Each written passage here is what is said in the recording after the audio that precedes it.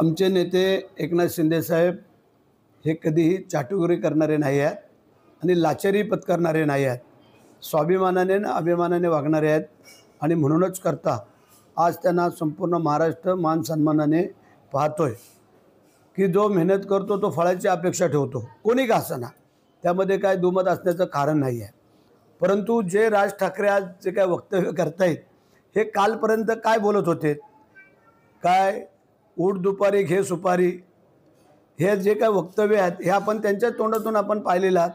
मग ह्या सगळ्या गोष्टीचे जर आज आपण पाहिलं की ज्या दोन भावांमधनं विस्तो जात नव्हता त्या असा काय चमत्कार झाला की आज तेच सगळे विरोधात बोलायला लागले.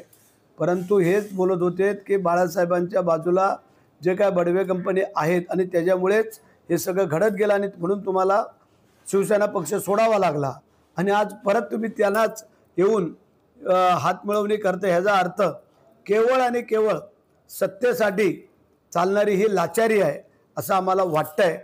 पण ही जनता तेवढी हुशार आहे, ती तुम्हाला कुठेही सत्तेच्या जवळ येऊ देणार नाही आहे.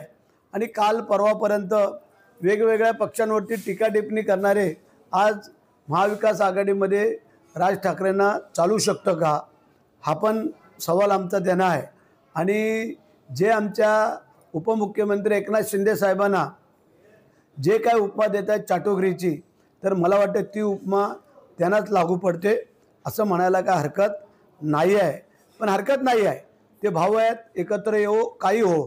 ज्यावेळेला ते एकत्र यायचं ठरलं त्यावेळेला एकनाथ शिंदे साहेबांनी स्वतः सांगितलं आम्हाला आनंद आहे ते एकत्र झाले, आम्हाला काही फरक नाही आहे.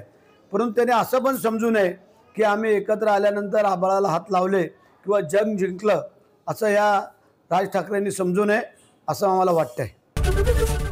एबीपी माझा, उघडा डोळे बघा नीट.